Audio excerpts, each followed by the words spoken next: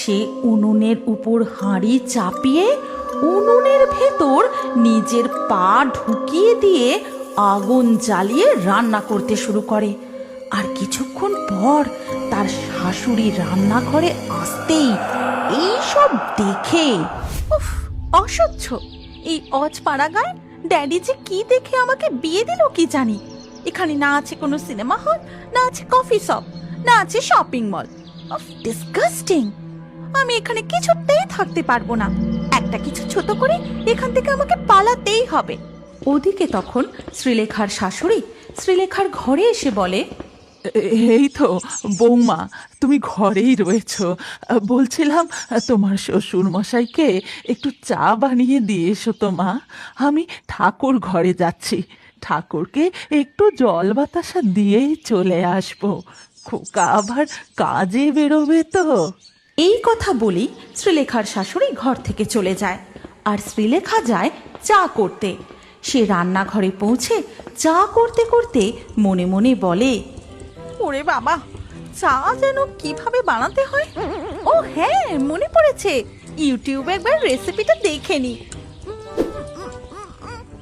ওফো, দূর দূর, ইন্টারনেটটাও চলছে না। এখন যে কি করি? চা বানাতে প্রথমে দিতে হয় চিনি। আরে এখানে তো দেখছি চিনিটাকে গুঁড়ো করে রেখেছে। যাক বাবা, এইটাই একটু বেশি করে দিয়ে দিই। শ্রীলেখার চা করা হয়ে গেলে সে শ্বশুর মশাইকে গিয়ে চা দেয়। আর শ্বশুর মশাই সেই চা মুখে দিতেই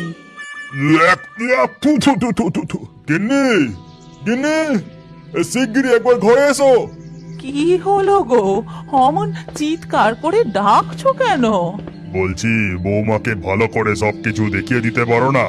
আর বৌমার চায়ে চিনির বদলে নুন দিয়েছে যে। হায় হায় হায়, এ কি কাণ্ড! এইভাবেই চলে শ্রীলেখার সংসার। সে কোনো কাজই ঠিক করে করতে পারে না।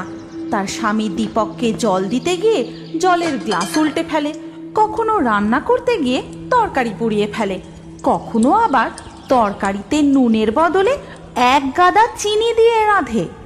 ধর বাবা, সারাদিন কাজ করতে করতে আমার হাত পা একেবারে ব্যথা হয়ে গেল। আমি এখানে কিছুতেই থাকবো না। আমাকে কোনো না কোনো ছোট করে এখান থেকে পালাতেই হবে। আর এই সমস্ত কিছু তেঁতুল গাছের ডালে বসে বসে দেখতে থাকে পুতুনা শাকচুন্নি। বোঝো ঠেলা, নতুন বউয়ের কাজকর্ম দেখো। কেউ সংসার করতে চেয়ে সংসার পায় না, আর কেউ সংসার পেয়ে তা গুছিয়ে করতে পারে না। হায় কপাল! সেই দিনই রাতে শ্রীলেখা তার স্বামী দীপককে জানায়, বলছিলাম আমার না শরীরটা একদম ভালো নেই।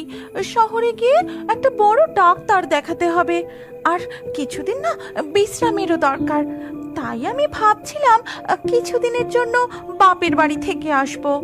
আচ্ছা বেশ, কালকেই আমি তোমাকে তোমার বাপের বাড়ি পৌঁছে দিয়ে আসবো। না না, তোমাকে আর কষ্ট করে যেতে হবে না। একটা গরুর গাড়ি ডেকে দিও, আমি একাই চলে যাব।